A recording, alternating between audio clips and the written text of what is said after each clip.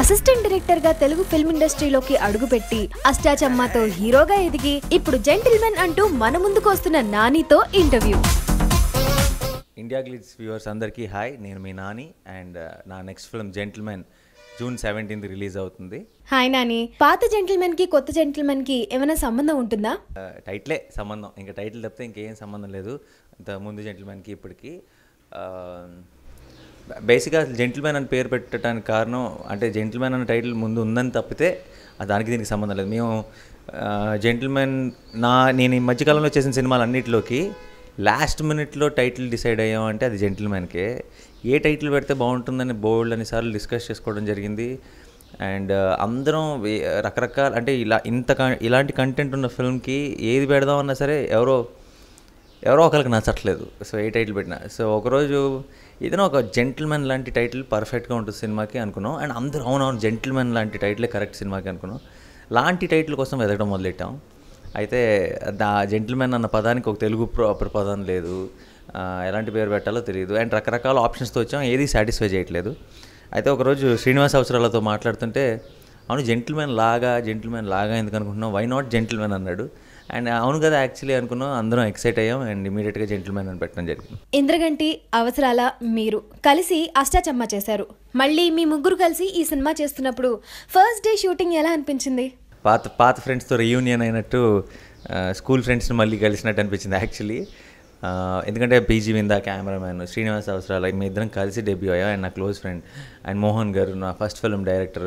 First day షూటింగ్కి వచ్చినప్పుడే తెలియని ఒక మళ్ళీ ఫస్ట్ ఫిల్మ్ స్టార్ట్ చేస్తున్నప్పుడు ఎలాంటి ఎక్సైట్మెంట్, జెంటిల్మెన్ స్టార్ట్ చేస్తున్నప్పుడు కూడా అలాంటి ఎక్సైట్మెంటే ఉండింది. అండ్ అందరం అంటే చాలా ఇప్పుడు ఈ 8 ఏళ్లలో ఏదో బోల్డ్ అంతా మారిపోయి ఉంటామేమో, డిఫరెంట్గా ఉంటామేమో అని అనుకుంటూ వచ్చాము షూట్కి. బట్ వచ్చిన తర్వాత తెలిసింది ఏంటంటే అసలు ఎవ్వరూ ఏమీ మారలే. అందరం కొంచెం ముసలం అంతే, కొంచెం ఏజ్ పెరిగింది అంతే తప్పితే పర్సనల్ లెవెల్లో ఏమీ మారలేదు. ఎనర్జీ కానీ, మోహన్ కృష్ణ గారి ఎనర్జీ కానీ, శ్రీని కానీ, మేము అందరం కలిసేటప్పటికి మళ్ళీ ఆ ఫన్ ఎనర్జీ వచ్చేసింది సెట్లోకి. సో ఇట్ వాజ్ అంటే నేను అష్టాచమ్మ తర్వాత అంతగా షూటింగ్ చేస్తూ ఎంజాయ్ చేసిన సినిమా జెంటిల్మెన్. అష్టాచమ్మ మీకు హీరోగా ఫస్ట్ ఫిల్మ్, ఇప్పుడు మీరు స్టార్. మరి సెట్కి వెళ్ళినప్పుడు ఆ డిఫరెన్స్ మీకు ఏమైనా కనిపించిందా? డెఫినెట్గా అంటే స్టారు డెబ్యూ అన్నట్టు కాదు డెఫినెట్గా, బట్ మార్పు అయితే ఖచ్చితంగా ఉంది. అంటే ఆ రోజు అష్టాచమ్మ చేసేటప్పుడు నేను అసలు యాక్టింగ్కి అసలు పనికొస్తానా పనికిరానా, అసలు నన్ను ఎవరైనా చూస్తారా అని బోల్డ్ అని డౌట్లు. అండ్ సర్లే ఏదో సినిమా తీస్తున్నారు నాతో నన్ను పెట్టి అని చెప్పి ఏదో ఫ్లోలో వెళ్ళిపోయే మోడ్. ఈరోజు ఇదే నా ప్రొఫెషన్ అయిపోయింది. నా కంప్లీట్ ఏమంటారు నాకు తెలియని ఒక గ్రిప్ ఏర్పడిపోయింది. అండ్ తెలియకుండా ఏమంటారు అప్పుడు ఇది నా ప్రొఫెషనా కాదా అన్న ఒక డౌట్లో ఉన్నాను. కానీ ఈరోజు నాకు ఇది తప్పితే ఇంకో ప్రపంచం లేదు, ఇదే లైఫ్ అయిపోయింది. సో డెఫినెట్గా మార్పు బోల్డ్ అంతుంది. అండ్ ఆ మార్పు జెంటిల్మెన్లో మీరు పర్ఫార్మెన్స్ కానీ లేదంటే సినిమాగా ఓవరాల్ ఆ సినిమా ఫినిష్డ్ ప్రోడక్ట్ కానీ మీరు చూస్తే మీకు అర్థమవుతుంది. ఎందుకంటే నాలో మాత్రమే కాదు, ఈవెన్ మోహన్ గారిలో అంటే పర్సనల్ లెవెల్లో మేము అందరం అదే ఉన్నా సరే కెరియర్ వైజ్గా లేదంటే టెక్నికల్గా చాలా ఇప్పుడు ఫర్ ఎగ్జాంపుల్ అష్టాచమ్మ సినిమా టైంలో మోహన్ గారు చాలా అద్భుతమైన డైరెక్టర్ కంటే కూడా మంచి రైటర్ ఆయన. ఈరోజు అంతే మంచి రైటరు కానీ అంతకంటే మంచి డైరెక్టర్ ఆయన. అంటే ఆ టెక్నికల్ నాలెడ్జ్ కానీ ఆ ఇంప్రూవ్మెంట్ మీకు చాలా క్లియర్గా ప్రతి ఫ్రేమ్లో కనపడుతుంది. అండ్ శ్రీని ఆ రోజు అప్పుడే యూఎస్ నుంచి దిగి వచ్చి చేస్తున్న ఒక యాక్టర్, ఈరోజు ఒక మంచి యాక్టర్తో పాటు ఒక మంచి డైరెక్టర్ కూడా తను ప్రూవ్ చేసుకున్నాడు. సో అందరం ఒక 8 ఏళ్లలో మా రెస్పెక్టివ్ కెరియర్స్లో బోల్డ్ అనే విషయాలు నేర్చుకొని ఒక ప్లేస్కి వచ్చిన తర్వాత మళ్ళీ కలిసి పని చేస్తుంటే అదొక తెలియని ఒక కిక్. అది జెంటిల్మెన్ కథ ఏంటి? జెంటిల్మెన్ అన్నది ఇట్స్ స్టోరీ ఆఫ్ కథ. అంటే ఇంకో సినిమా భలే భలే మగాడు కృష్ణగడ అంటే ఏంటని చెప్పగలను. బట్ థ్రిల్లర్ ఈ జానర్ అవటం వల్ల ఏంటంటే ఏం చెప్పినా సరే మీరు రేపు సినిమా చూసేటప్పుడు మీ ఎక్స్పీరియన్స్ని చెడగొట్టిన వాడిని అవుతాను. బట్ బేసిక్గా ఒక 1 లైన్లో చెప్పాలంటే జెంటిల్మెన్ అనేది it's a story of Mohan గారు అన్నట్టు సాక్రిఫైస్ అండ్ బిట్రేయల్. అంటే కంప్లీట్ ఎంటర్టైన్మెంట్తో కూడుకొని ఉండి మంచి ఫుల్ రొమాన్స్ ఉండి లవ్ స్టోరీస్ ఉండి ఈ మధ్యలో ఒక చాలా ఇమోషనల్ అండ్ థ్రిల్లింగ్ పాయింట్ కలిసి ఉంది. అలా మామూలుగా ఇలాంటి జానర్లు కలవడం చాలా కష్టం ఎప్పుడైనా సరే. పర్టికులర్గా థ్రిల్లర్ని కంటిన్యూస్గా ఎంటర్టైన్ చేయడం, బోల్డ్ అంతా నవ్వించడం చాలా కష్టం. సో ఆ పర్ఫెక్ట్ కాంబినేషన్ కుదిరిన ఒక స్టోరీ, ఒక ఏమంటారు, ఒక చాలా సెన్సిబుల్ యాంగిల్ ఉంది స్టోరీలో. మీరు చూస్తున్నది జరుగుతున్న దానికి చాలా డిఫరెన్స్ ఉంటుంది. అన్నిటికీ ఒక క్రిసెండో వచ్చి ఒక చిన్న కంప్లీషన్ ఉంటుంది అందులో. ఇలాంటి కాంప్లెక్స్ స్క్రిప్ట్లు మనం సాధారణంగా హ్యాండిల్ చేయం. అండ్ అలాంటిది హ్యాండిల్ చేయాలంటే ఒక మంచి రైటర్ అవసరం. అలాంటి ఒక స్క్రీన్ ప్లేకి కావాల్సిన అన్ని క్వాలిటీస్ మోహన్ కృష్ణ గారి దగ్గర ఉండడం వల్ల ఇటువంటి ఒక స్క్రిప్ట్ పాసిబుల్ అయింది. భలే భలే మగాడివోయ్ మీ జానర్ సినిమా. ఇప్పుడు మీ జానర్ మారుస్తున్నారు, ఇది ఎంతవరకు సక్సెస్ అవుతుంది అనుకుంటున్నారు? దీని గురించి మీకు ఏమైనా భయాలు ఉన్నాయా? సక్సీడ్ అవ్వకపోవటం గురించి ఏ రోజు ఆలోచించలే. మనకు నచ్చిందంటే ఎక్కడో ప్రేక్షకులకు నచ్చిందన్న నమ్మకం.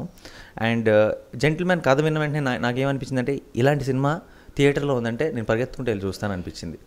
అండ్ ఎప్పుడు కూడా నేను ప్రేక్షకులు వేరు నేను వేరు అని అనుకోలేదు. నేను ఒక ప్రేక్షకుల్లో ఒకటి అనుకున్నాను. కాబట్టి సక్సీడింగ్ గురించి నేను ఎప్పుడు ఆలోచించలేదు. నాకు నచ్చుతుందా అని ఆలోచించాను. నాకు నచ్చుతుందంటే సక్సీడ్ అవుతుందని ఎక్కడో తెలియని నమ్మకం. అలా చూసుకుంటే కనుక జెంటిల్మెన్ తప్పకుండా సక్సీడ్ అయ్యే ఫిల్మ్ అని నాకు ఫస్ట్ నుంచి నమ్మకం. అది బట్ రేపు ప్రేక్షకులు చూసి డిసైడ్ చేస్తారు. సో నేనేదో ఎక్స్పెరిమెంట్ చేస్తున్నాను లేదంటే ఒక డిఫరెంట్ జానర్ షిఫ్ట్ చేస్తున్నానని నేను పెద్దగా ఫీల్ అవ్వలేదు. నేను ఒకటే ఫీల్ అయ్యి నేను మంచి స్క్రిప్ట్ చేస్తున్నాను. మంచి స్క్రిప్ట్ని ఎప్పుడు చూస్తారు, ఎప్పుడు ఆదరిస్తారని ఒక ధైర్యం. మణిశర్మ గారితో ఫస్ట్ టైం వర్క్ చేశారు కదా, మరి సినిమా చూసినప్పుడు మ్యూజిక్ ఎలా అనిపించింది మీకు? మణిశర్మ గారికి మనందరం పెద్ద ఫ్యాన్స్. నేను ఫ్యాన్ అంటాం కరెక్ట్ కాదు. ఎందుకంటే నేను చిన్నప్పటి నుంచి పర్టికులర్గా మనం పెరిగే ఏజ్లో వచ్చిన సూపర్ హిట్ ఆల్బమ్స్ అన్నీ ఆయనవే తెలుగులో. అంటే ఒక ఇంద్రసేన రెడ్డి కానీ, సమరసింహారెడ్డి కానీ, లేదంటే ఒక ఖుషి కానీ, ఒక టక్కర్ దొంగ కానీ, ఒక ఫేవరెట్ ఆల్బమ్స్ అన్నీ ఆ టైంలో వచ్చినాయి అన్నీ మణిశర్మ గారే. అయితే ఆయన మ్యూజిక్ డైరెక్షన్ చేస్తున్నారనగానే తెలియని ఒక ఎక్సైట్మెంట్ వచ్చింది.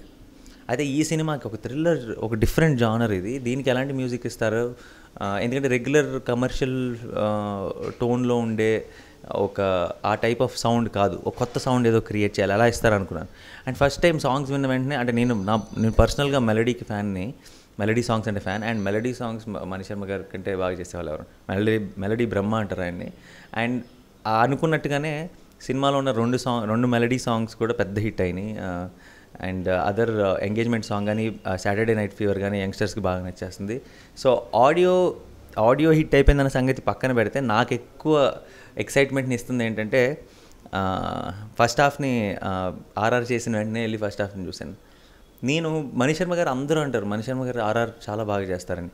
బట్ చాలా బాగా చేస్తారని తెలిసి వెళ్ళి చూసిన నేను షాక్ అయ్యాను. ఎందుకంటే ఇప్పుడే వచ్చిన ఒక యంగ్స్టర్, ఒక యంగ్ మ్యూజిషియన్ చేశాడేమో ఆర్ఆర్ అనిపిస్తుంది. అంటే ఆయన స్టైల్ ఆయన పక్కన పెట్టి ఒక చాలా కొత్త ఇంట్రెస్టింగ్ స్టైల్లో చేశారు రీ రికార్డింగ్ని. అండ్ అది మీరు స్క్రీన్ మీద చూడాల్సిందే. ఈ మూవీలో 2 హీరోయిన్స్ నటించారు కదా, మరి వాళ్ళ క్యారెక్టర్స్ కి ఇంపార్టెన్స్ ఉంటుందా, లేదా ఓన్లీ పాటల కోసమే ఇలా వచ్చి అలా వెళ్ళిపోతారా? మీరు ఇన్ఫ్యాక్ట్ యాక్చువల్లీ నా సినిమాలో ఏం చూసినా సరే మీకు అర్థమవుతుంది, అప్పుడప్పుడు హీరోయిన్ కంటే తక్కువ ఇంపార్టెంట్ రోల్ ఉంటుంది అది. So always I made sure there are important roles. And నార్మల్గా ఇవాళ రేపు మన సినిమాల్లో చూస్తుంటే ఒక హీరోయిన్ ఉన్నప్పుడే ఆ అమ్మాయికి ఇంపార్టెంట్ రోల్ రావట్లేదు. అంటే ఎప్పుడో పాటకు వచ్చి వెళ్ళిపోవటం ఇలాంటివి జరుగుతుంది. అలాంటిది 2 హీరోయిన్లు ఉండి ఇద్దరికీ ఇంపార్టెంట్ రోల్ ఉండటం అనేది చాలా గొప్ప విషయం. అండ్ నేను ఈ సినిమాకి ఎంత ఇంపార్టెంటో అంతే ఇంపార్టెంట్ సురభి, అంతే ఇంపార్టెంట్ నివేద. అండ్ సినిమా రిలీజ్కి అంటే మేము షూటింగ్ స్టార్ట్ చేయకముందు ఈ పాత్రలకు ఎవరు బాగుంటారు అంటే నేను ఒక 4-5 ఆప్షన్స్ ఇచ్చాను మోహన్ కృష్ణ గారికి. వీళ్ళైతే వీళ్ళైతే బెటరా అని కొంచెం డిస్కస్ చేసుకున్నాం. బట్ ఈ రోజు కనుక మీరు నన్ను అడిగితే ఆ పాత్రకి ఇంకెవరు బాగుంటారంటే ఏ పేరు తట్టట్లా. ఎందుకంటే అంత బాగా చేశారు, వాళ్ళిద్దరు అంత బాగా పర్ఫామ్ చేశారు. ఓకే, ఈ 2 హీరోయిన్స్ గురించి పర్సనల్గా చెప్పాలంటే ఏం చెప్తారు? సురభి విషయానికి వస్తే ముందు ఆ ఐశ్వర్య అన్న పాత్ర, తను చేసిన పాత్రలో ఉండాల్సిన ఇన్నోసెన్స్ ఒరిజినల్గా కూడా ఉంది తనలో. అంటే చాలా అమాయకురాలు అండ్ ఒక తెలియని మంచిదనం ఉంది. ఏంటంటే తనకి మిగతా విషయాలు ఏమీ అక్కర్లేదు, తన లైఫ్లో హ్యాపీగా ఉంటుంది, చాలా స్వీట్ అందరితో. ఇదే క్యారెక్టర్ ఐశ్వర్య కూడా స్క్రీన్ మీద. సో తనకి తెలియకుండా ఆ పర్సనల్ది కూడా రిఫ్లెక్ట్ అయిపోవడం వల్ల కంప్లీట్ పర్ఫెక్ట్గా సెట్ అయింది. And she did fantastic performance. And ఇంకా నివేద సంగతికి వస్తే ఎప్పుడు నేను జోక్ చేస్తూ ఆట పట్టిస్తుంటా. దృశ్యం సినిమా తమిళ్ వర్షన్ కమల్ హాసన్ గారు చేశారు, పాపనాశాన్ని. దాంట్లో కమల్ హాసన్ గారు కూతురుగా చేసింది. యాక్టింగ్లో కూడా కమల్ హాసన్ గారు కూతురే అంటుంటా, అంత బాగా పర్ఫామ్ చేసింది. అండ్ చాలా చాలా ఇంటెలిజెంట్ యాక్టర్. అంటే ఈ సినిమాలో ఉన్న ఆ పాత్రను అర్థం చేసుకొని అండ్ చేసేటప్పుడు కూడా బోల్డ్ అండ్ డౌట్లు అడిగేది. ఆ ప్రతి డౌట్ కూడా నిజంగా ఒక తెలివైన యాక్టర్ స్క్రిప్ట్ని కంప్లీట్గా అర్థం చేసుకునే యాక్టర్ మాత్రమే అడగగలరు. సో ఇంకా ఆ వయసులోనే అంత మెచ్యూరిటీ యాక్టింగ్ మీద రావడం గొప్ప విషయం. డెఫినెట్గా ఫ్యూచర్లో చాలా పెద్ద యాక్టర్స్ అవుతుంది. తెలుగు తెలియని ఇద్దరు హీరోయిన్స్ తో వర్క్ చేస్తున్నప్పుడు సెట్ లో ఆ ఎన్విరాన్మెంట్, ఆ వాతావరణం ఎలా అనిపించేది? విచిత్రం ఏంటంటే నివేదకు తెలిసిపోయింది తెలుగు అంటే. ఆ అమ్మాయి తొందరగా గ్రాస్పింగ్ పవర్ ఎక్కువ. వచ్చిన 10 రోజులకే తెలుగు నేర్చేసుకుని మాట్లాడటం మొదలెట్టేది. మేము షాక్ అయిపోయాం. సో తెలుగు తెలియకపోవడం అన్న అది లేదు. సురభికి తెలియదు కాబట్టి అప్పుడప్పుడు సరదాగా ఏదైనా చిన్న జోకులు వేసుకున్నా తను ఇమీడియట్గా అడుగుతుంది ఏం మాట్లాడుతున్నారని చెప్పేవాళ్ళం. చెప్తే తను కూడా నవ్వేది పాపం, దాని మీదే జోక్ వేసినా సరే. సో బట్ ఓవరాల్గా ఎక్స్పీరియన్స్ అంటే అందరూ ఒక ఏదో టెక్నీషియన్స్, హీరో, హీరోయిన్ ఇలా కాకుండా అందరూ ఒక బంచ్ ఆఫ్ యంగ్స్టర్స్. ఇప్పుడే కొత్తగా ఒక సినిమా చేస్తున్న ఒక ఎక్సైట్మెంట్లో చేస్తాం. సో అందుకనే ఎక్కువ ఎంజాయబుల్ ప్రాసెస్ అయింది సినిమా. భలే భలే మగాడివోయ్తో ఓవర్సీస్లో 1 మిలియన్ క్రాస్ చేశారు కదా. మిమ్మల్ని మీరు ఎలా అప్డేట్ చేసుకుంటారు? అప్గ్రేడ్ అదే అంటున్నా. నేనేమంటున్నా అంటే అప్పుడు చాలామంది అడుగుతున్నారు ఇదే క్వశ్చన్ ఏంటంటే ఇప్పుడు ఇంత సక్సెస్లు వచ్చినాయి కదా లాస్ట్ 3 ఫిల్మ్స్, ఇప్పుడు ఏం జాగ్రత్తలు తీసుకున్నారు, ఇప్పుడు ఏం చేయబోతున్నారు దాని గురించి అని అడుగుతున్నారు. సింపుల్ నా ఉద్దేశంలో నేనేంటంటే అసలు ఎవడు ఏమీ కానీ ఒక నాని అనేవాడు ఈరోజు ఈ ప్లేస్లో ఉన్న కారణం తీసుకున్న డెసిషన్లే, అంటే నేను వెళ్ళిన విధానమే. సడన్గా ఈరోజు సక్సెస్ వచ్చిందని చెప్పేసి మార్చి కొత్త రకమైన డెసిషన్లు తీసుకోవాల్సిన అవసరం లేదని నాకు అనిపించింది. ఈ రోజు దాకా ఎలా వెళ్ళానో అలాగే వెళ్తాను. అండ్ మనసుకు నచ్చిన సినిమాలు మాత్రమే చేశాను. ఆ సినిమాలే ఈరోజు ఇక్కడ దాకా తీసుకొచ్చినాయి. మరి సడన్గా ఆ డెసిషన్ మేకింగ్ మానేసి కొత్త రకమైన డెసిషన్ మేకింగ్కి వెళ్ళాల్సిన అవసరం లేదు. ఇంకా ఇదే కంటిన్యూ చేస్తాను. అండ్ ఇదే డెఫినెట్గా మీ అందరికీ ఇంకా దగ్గర చేస్తానని నమ్మకం ఉంది. ఒక హీరో మార్కెట్ స్పాన్ పెరిగినప్పుడు వాళ్ళు తీసే సినిమా కథలు, బడ్జెట్ మారిపోతూ ఉంటాయి. అలా మీ సినిమాకి బడ్జెట్ ఏమైనా పెరిగిందా? నా పర్సనల్ ఉద్దేశం ఇప్పుడు మనం 2016లో ఉన్నాం. ఇంతకుముందు సంగతి నాకు తెలియదు కానీ నా completely personal opinion, market span కోసం ఆలోచించిన వాడికి మార్కెట్ స్పాన్ పెరగదు. మంచి సినిమాలు చేద్దాం అనుకున్న వాడికి మార్కెట్ స్పాన్ పెరుగుతూ ఉంటుందని నా ఉద్దేశం. సక్సెస్ ఫెయిల్యూర్లలో మీ పాత్ర ఉంటుందా, లేక డైరెక్టర్, ప్రొడ్యూసర్ పాత్ర కూడా ఉంటుందా? సక్సెస్ కంప్లీట్గా డైరెక్టర్, ప్రొడ్యూసర్కి ఇచ్చేద్దాం. ఫెయిల్యూర్ నా మీద ఆధారపడి ఉంటుంది. బాగా నమ్మకంతో చేసి ఫెయిల్ అయిన మూవీ ఏమైనా ఉందా? అంటే హిట్ అవ్వలేదని కాదు, అంటే ఇప్పుడు దానికి చాలా గొప్ప కల్ట్ ఫ్యాన్స్ ఉన్నారు ఆ సినిమాకి. బట్ నేను ఇంకా పెద్ద సక్సెస్ని ఎక్స్పెక్ట్ చేశాను. ఎటో వెళ్ళిపోయింది మనసు. మ్యూజికల్గా కాదు, సినిమా కానీ. ఎందుకంటే ఇన్ఫ్యాక్ట్ ఆ సినిమా సరైన సెట్. ఇప్పుడు రాజా గారు గొప్ప సాంగ్స్ ఇచ్చారు అలా, బట్ రాజా గారి recording Gautham Menon style of making match అవ్వదు. ఇప్పుడు ఫర్ ఎగ్జాంపుల్ ఒక రెహమాన్ రికార్డింగు, హ్యారిస్ జయరాజ్ రికార్డింగు, గౌతమ్ మాటలు, పిక్చరైజేషన్ స్టైల్ ఏదైతే ఉందో ఈ రెండు కలుస్తాయి. రాజా గారిది ఒక టైప్ ఆఫ్ క్లాసు, గౌతమ్ది ఒక టైప్ ఆఫ్ మేకింగ్. ఈ క్లాసు మ్యాచ్ అవ్వాల. అండ్ కానీ సినిమాగా అది ఇప్పుడు అవన్నీ నాకు ఎప్పుడు తెలిసింది, లాస్ట్లో సినిమా చూసినప్పుడు తెలిసింది. బట్ సినిమాగా ఎటో వెళ్ళిపోయిన మనసులో ఉన్న కంటెంట్ కనుక ఆయన స్టైల్ ఆఫ్ సౌండ్ కనుక యాడ్ అయ్యి ఉంటే చాలా పెద్ద లెవెల్కి వెళ్ళాడు. ఇప్పుడు రాజా గారు ఇచ్చిన సాంగ్స్ చాలా సూపర్ హిట్ సాంగ్స్. ఇప్పుడు కూడా అందరూ ఏది కానీ అన్ని ఫేవరెట్ సాంగ్స్ అని చెప్తుంటారు. ఈయన స్టైల్ కనుక ఇంకా బాగా మర్జ్ అయి ఉంటే ఇంకా గొప్ప సినిమా ఉండేదని నా ఫీలింగ్. ప్రస్తుతం కథల కొరత ఉంది. అయితే కొత్త కథలు రాసే యువ రచయితలు ఉన్నారు, కానీ వాళ్ళు హీరోస్ని కలిసే అవకాశం ఉండదు. అలాంటి వాళ్ళ కోసం మీరు ఏమైనా చెప్తారా? లేదు, అలా ఏం లేదు. అంటే ఇప్పుడు నేను అసిస్టెంట్గా కూడా పనిచేసి ఉండటం వల్ల సమ్టైమ్స్ ఏంటంటే ఒక 5-10 నిమిషాలు మాట్లాడితేనే ఒక వ్యక్తితో కొంచెం తెలుస్తూ ఉంటుంది. అంటే దీనికి నిజంగా టెక్నికల్ నాలెడ్జ్ ఉందా లేదా, కథ మీద గ్రిప్ ఉందా లేదా, ఊరికే ఏదో గాల్లో మేడలు కడుతున్నారా, లేదంటే నిజంగా ఒక కమాండ్ ఉందా క్రాఫ్ట్ మీద అన్న సంగతి తెలుస్తుంది 10 నిమిషాల్లో. సో దానివల్ల ఏంటంటే ఫిల్టర్ చేయడం కొంచెం ఈజీ అవుతుంది. అలా అని పూర్తిగా ఈజీ మాత్రం అవుతుంది. అప్పుడప్పుడు మేము కంప్లీట్గా తప్పులు చేస్తాం. Sometimes we get carried away. And అలా చేసిన సినిమాలు కూడా ఉన్నాయి. ఈ మధ్య షార్ట్ ఫిల్మ్స్ చేస్తూ డైరెక్టర్స్ అయిపోతున్నారు. ఇటీవల మిమ్మల్ని అలా ఇంప్రెస్ చేసిన వాళ్ళు ఎవరైనా ఉన్నారా? నాకు ఇంకా గుర్తుంది, సుజిత్, మన రణరాజన్ తీసిన డైరెక్టర్. ఫస్ట్ తన గురించి ట్విట్టర్లో ఇతను ఎవరో బ్రహ్మాండంగా మంచి డైరెక్టర్ అవుతాడని అసలు అతను ఎవరో కూడా తెలియకుండా ఎక్కడో యూట్యూబ్లో లింక్ తీసి నేను ట్విట్టర్లో పోస్ట్ చేశాను. అప్పుడు నాకు థ్యాంక్ యూ అని పెద్ద లెటర్ కూడా పెట్టాడు సుజిత్. ఇప్పుడు కూడా ఎక్కడ కలిసినా సరే నువ్వు అప్పుడు పెట్టావన్నా అంటుంటాడు. సో అలా నిజంగా ఎవరైనా ఏది చూసినా సరే నాకు నిజంగా ఎక్సైట్ అయింది అనిపిస్తే కనుక ఇమీడియట్గా ఆన్లైన్ పెట్టేస్తుంటాను. సో ఇన్ఫ్యాక్ట్ నాకు ఏమంటారు తర్వాత చాలాసార్లు సుజిత్ కలుద్దామని ట్రై చేశాడు, బట్ కలవలేకపోయాడని మొన్న ఎప్పుడు మేము కలుసుకున్నప్పుడు చెప్పాడు. సో యా, కొత్త వాళ్ళకి మీరు ఎంతవరకు దగ్గరగా ఉంటారు? 100% రీచబుల్ అండి, అందులో డౌటే లేదు. బట్ అప్పుడప్పుడు ఏమవుతుందంటే వచ్చిన 3-4 రోజులు 2 రోజుల గ్యాప్లో షూటింగ్లో ఒక 10-20 కథలు వినేయాల్సి వస్తుంది. అప్పుడు చాలా టైరింగ్గా ఉంటుంది. 20 కథల్లో 18 బాగాలేనప్పుడు చాలా డ్రైనింగ్గా ఉంటుంది. సో అప్పుడప్పుడు ఏంటంటే ఎవరో నమ్మకం ఉన్న వ్యక్తి చెప్తేనో, లేదంటే ఆల్రెడీ ఎవరైనా విన్న వాళ్ళు నిజంగా కథ బాగుంది విని చూడు అంటేనో అప్పుడు వినడం జరుగుతుంది. ఎందుకంటే వచ్చే 20 కథ అన్నీ వినేసామంటే నిజంగా మనకు మెంటలీ డ్రైన్ అయిపోతాం కంప్లీట్గా. అది జరగకుండా ఉండటానికి, మన జడ్జ్మెంట్ని కోల్పోకుండా ఉండటానికి ఏంటంటే అప్పుడప్పుడు స్ట్రాంగ్గా ఎవరో ఒకరు ఆల్రెడీ ఫీడ్బ్యాక్ చెప్తే అది ఈజీ అయిపోతుంది మనం వినడానికి. మ్యూజిక్ పైన ఏమైనా కాన్సన్ట్రేట్ చేస్తున్నారా? బేసిక్గా మ్యూజిక్ అంటే ఇష్టం కాబట్టి ఇవన్నీ ఉన్నాయి, అంతే తప్పితే అసలు వాయించడం మనకు అస్సలు రాదు. కథలు ఏమైనా రాస్తున్నారా? అంటే ఎప్పుడు ఏం ఐడియాలు వచ్చినా సరే ఫోన్లో నోట్ చేసుకుంటుంటాను. ఏదో ఒక రోజు ఏదో ఒక దానికి పనికి రాకపోతుందా, ఫ్రెండ్స్తో డిస్కస్ చేయడానికైనా, ఊరికే సరదాగా ఒక హాబీ కిందైనా నోట్ చేసుకుంటుంటాను. అవి కొన్ని కథలుగా కూడా మారుతుంటాయి. బట్ అది నిజంగా అది ఏదో ఒక రోజు చేస్తామో చేయమో అంత ఆలోచించి కాదు. నాకు బేసిక్గా ఆలోచించడం ఇష్టం. ఏదైనా ఐడియాలు వస్తే రాసుకోవడం, నోట్ డౌన్ చేసుకోవడం ఇష్టం. ఆ థాట్ ప్రాసెస్, ఆ థింకింగ్ని ఎంజాయ్ చేస్తాను ఎక్కువ. దాని ఎండ్ రిజల్ట్ ఏంటి, అది సినిమా అవుతుందా ఇంకోటి అవుతుందా దాన్ని వాడతాం అనేది పక్కన పెడితే, ఒక ఐడియా వచ్చింది అంటేనే ఆ ఐడియా ఒక హై ఇస్తుంది, ఒక కిక్ ఇస్తుంది. సో దాంట్లో ఒక ఎంజాయ్మెంట్ ఉంది. మీ ఆలోచనలను ఇంకెవరైనా ఇంప్లిమెంట్ చేస్తున్నారా? క్రియేటివ్ ఇండస్ట్రీలో ఉన్నాము. క్రియేటివ్ ఇండస్ట్రీలో ఎవరికి ఐడియా వచ్చిందని ఇంపార్టెంట్ కాదు, ఐడియాని ఎవడు ఇంప్లిమెంట్ చేశాడో అదే ఇంపార్టెంట్. అంటే ఫస్ట్ చేసినోడే, ఫస్ట్ స్క్రీన్ మీదకి తీసుకొచ్చినాడే అతందే ఐడియా. సో అలాగే పర్టికులర్గా నేను ఏదో ఐడియా రాసుకుని అది బయటకు వచ్చేసింది అలాంటిది ఎప్పుడు జరగలేదు. బట్ సమ్ టైమ్స్ ఎప్పుడో ఏదో ఒక హాలీవుడ్ ఫిల్మ్ చూసినప్పుడు ఇలాంటిది ఐడియా ఏదో అనుకున్నప్పుడు బాగా హ్యాపీగా అనిపిస్తుంది. పర్లేదు, ఇంగ్లీష్ వాళ్ళు కూడా మనల్ని ఆలోచిస్తున్నారు అనిపిస్తూ ఉంటుంది. ఇప్పుడు హీరోస్ అందరూ ఓన్ ప్రొడక్షన్ స్టార్ట్ చేస్తున్నారు కదా, అలా మీరు కూడా ఓన్ ప్రొడక్షన్ స్టార్ట్ చేసే ప్లాన్ ఏమైనా ఉందా? ఆలోచన ఇంకా ఉందండి. బట్ నేను I don't want to do films in my own production. అది ఎలా వస్తుందో నాకు తెలీదు.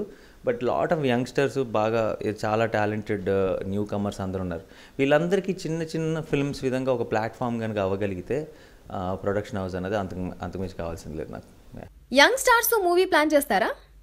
అదే అంటున్నాను, యంగ్స్టర్స్ అందరితో డిఫరెంట్ కాన్సెప్ట్స్ చేయాలని ఉంది.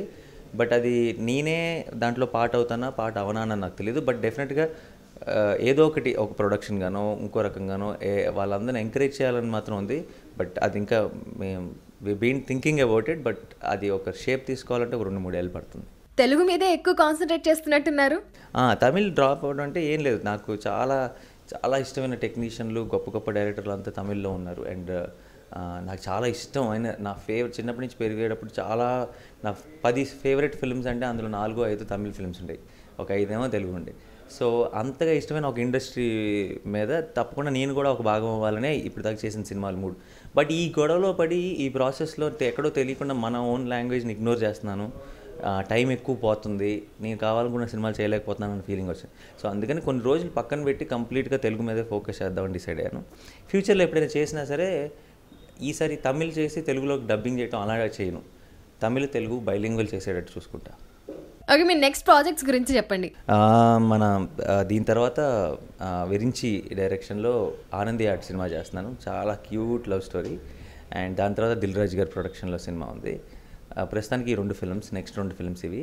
ఇంకా నెక్స్ట్ ఇది కూడా ఆల్రెడీ డిస్కషన్స్లో ఉంది, త్వరలో కన్ఫర్మ్ అవుతుంది. మ్యూజిక్ అంటే బాగా ఇష్టం అన్నారు కదా, జెంటిల్మెన్లో మీకు బాగా నచ్చిన సాంగ్ ఏంటి?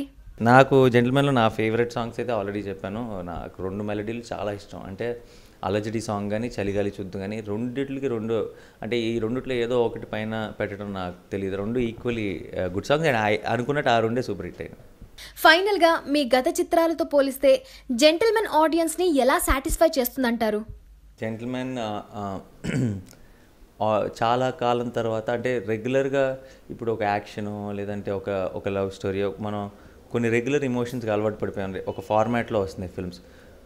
కొత్త రకమైన ఒక ఎక్స్పీరియన్స్ని ఇస్తుంది థియేటర్లో. అంటే ఎంజాయ్ చేస్తూనే మనం సినిమా చూస్తూ టెన్షన్ పడిన చాలా రోజులు అయింది. ఒక సినిమా చూస్తూ ఒక చిన్న కళ్ళలో నీళ్ళు వచ్చి చాలా రోజులు అయింది. అటువంటి ఎమోషన్స్ అన్నీ మళ్ళీ మీకు గుర్తు చేస్తుందని నేను అనుకుంటున్నాను, నమ్ముతున్నాను. సో మీరు చూసి చెప్పండి. విరంచి వర్మ చేస్తున్న సినిమాలో మీరు అసిస్టెంట్ డైరెక్టర్గా చేస్తున్నారని విన్నాం. అంటే మీ లైఫ్నే సినిమాగా తీస్తున్నారా? లేదు అంటే సినిమాకి నా దానికి అసలు సంబంధం లేదు. ఊరికే హీరో ఏం చేస్తాడంటే అసిస్టెంట్ డైరెక్టర్, దానికి సంబంధించిన 1-2 సీన్లు ఉంటాయి అంతే తప్పితే సినిమా అంతా కూడా ఒక లవ్ స్టోరీ మాత్రమే. Thank you Nani and all the very best for Gentleman. Thank you. చాలా నచ్చిందండి జెంటిల్మెన్. మానుష ఇప్పుడే చూశానండి. సినిమాలో సెకండ్ హాఫ్ నాకు చాలా చాలా బాగా నచ్చింది. గౌతమ్ క్యారెక్టర్లో పర్ఫెక్ట్గా సరిపోయాడు. అండ్ షారూక్ ఖాన్ రేంజ్లో ఎదుగుతాడేమో ఫ్యూచర్లో మన నేచురల్ స్టార్ నాని అనిపించేసింది. Good dose to Nani.